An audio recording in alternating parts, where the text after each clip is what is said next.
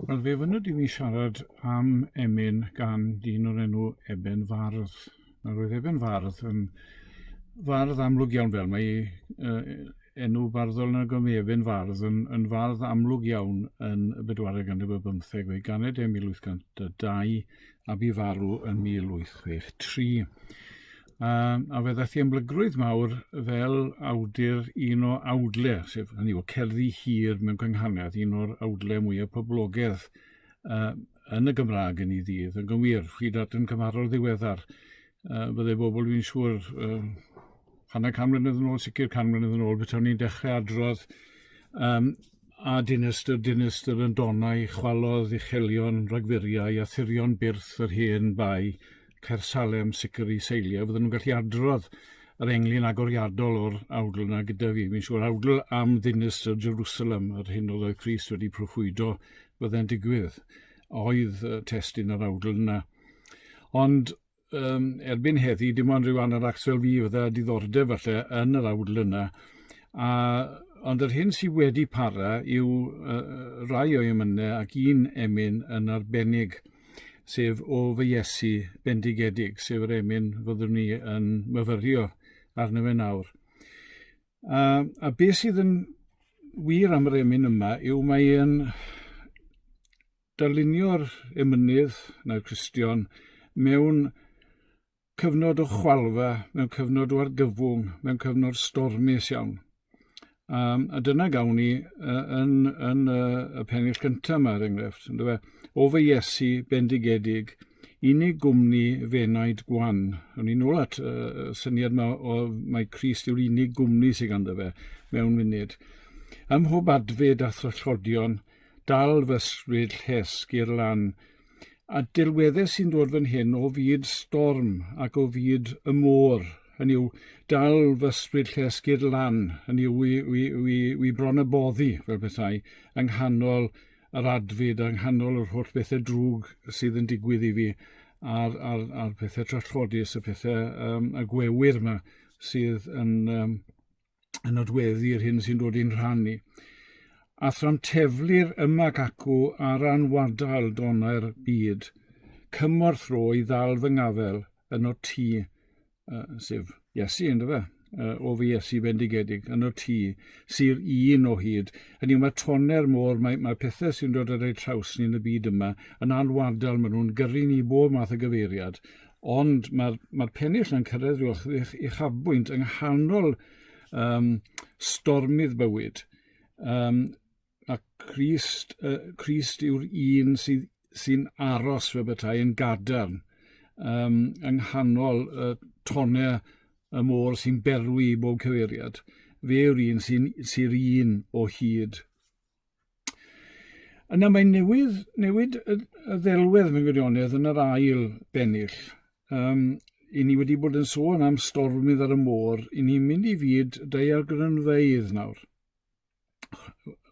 Rof yn rhaid y fanafynwyf ar segledig beth yr byd, ysgwyd mae y tir o danaf, darnau'n cwympo i lawr o hyd.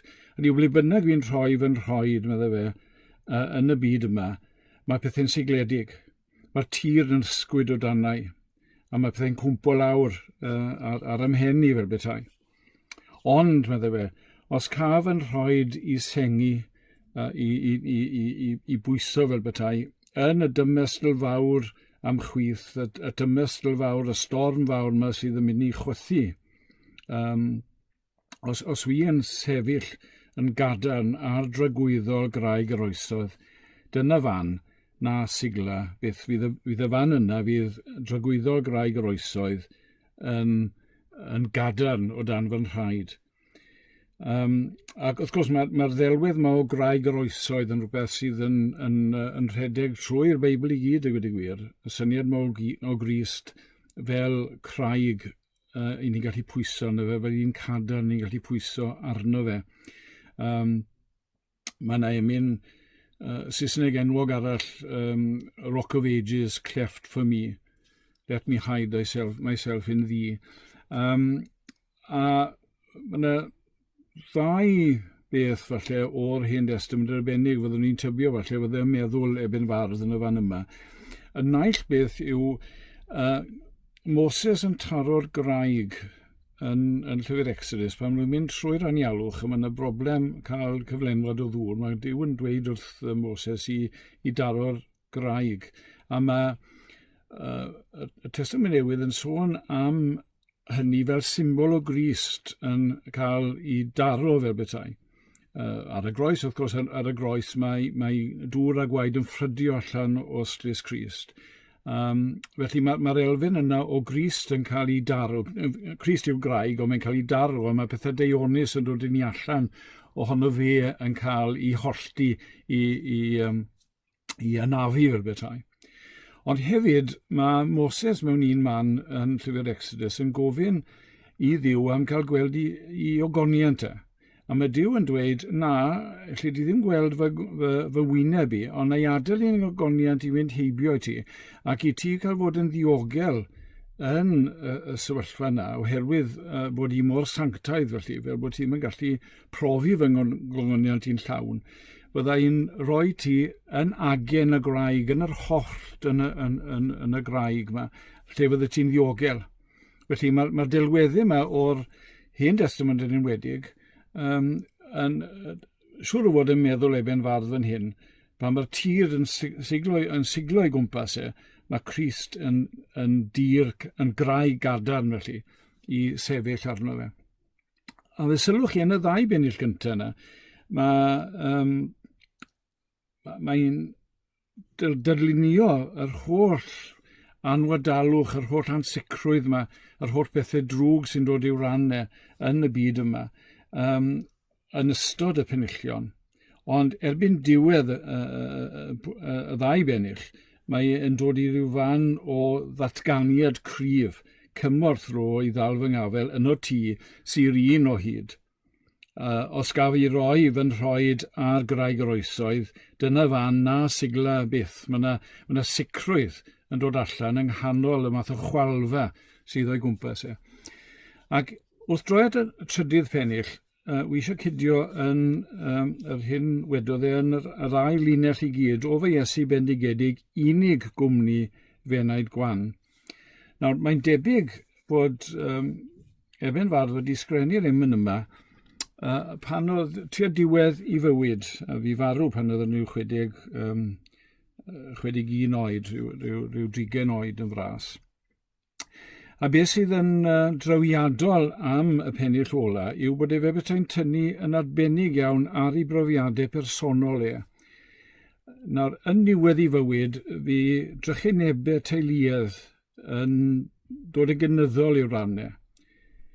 Rhyw 5 mlynedd cyn iddo fe farw, fi farw un o'i ferched yn 1855. A mewn 3 blynedd, dyma un arall o'i ferched yn marw. 2 merch o ganddo fi gyd, felly 2 yn marw yn agos iawn at ei gilydd. Yna, y flwyddyn wedyn, 1859, mae 8 iddo fe yn marw. Ac wedyn, yn 1860, y graig Eben ei hunan yn marw wedyn. Ac yn ola wedyn, y flwyddyn ar ôl hynny, 1861, dyma fe'n colli unig fab. Felly, mewn rhyw 5 mlynedd mwy na lai, fe gollodd ei wraig a 3 o'i 4 plentyn a 8 iddo fe. A cael ei adael yn unig yn ei gatre, un o Sir Gaernarfon oedd e, ac yn byw erbyn hynny yn Clynog Fawr. Ond, dyn ni'n gweld hynny, mae'n tynnu ar hynny yn y pennill ola yma, pwyso'r bore ar fy nheulu, colli rheini y prynhawn. Pwyso eilwaith ar gyfeillion, gweithio'n colli'n fian iawn. Pwyso'r hawddwyd, hwnnw'n siglo, profi'n fian newid byd. Ond wedyn cyrraedd yr uchafbwynt o sicrwydd yma, pwyso'r Iesu. Dyma gryfder, sydd yn dal y pwysau i gyd. Nawr, yn y fersiwn breiddiol, nid sy'n dal y pwysau i gyd sydd yn y llinell ola yna, ond sy'n dal i'r pwysau i gyd. A'r awgrym fyna yw beth bynnag yw'r pwysau sy'n dal i'r eitha fel betai. Mae'n dal y pwysau, mae Crist yn gallu dal y pwysau i'r eitha. A mewn gwirionedd, allwn ni ddim meddwl y gwyd y gwir yn sefyllfa bresennol ni am emyn sydd yn fwy addas. Chwyd, ni'n meddwl am yr hawddfyd sydd wedi cael ei golli'n rwydd iawn yn dyddiau ni gyda'r feirws yma sydd yn lledu ac yn creu pob math o broblemau gan awsterau ac ofnau ac yn y blaen. Wel, yng nghanol y cyfan mae'r emyn yma yn rhoi i ni ryw hyder yng Nghrist. Hynny yw, Crist yw'r un sydd un o hyd, Crist yw'r un o roi pwysau arno fe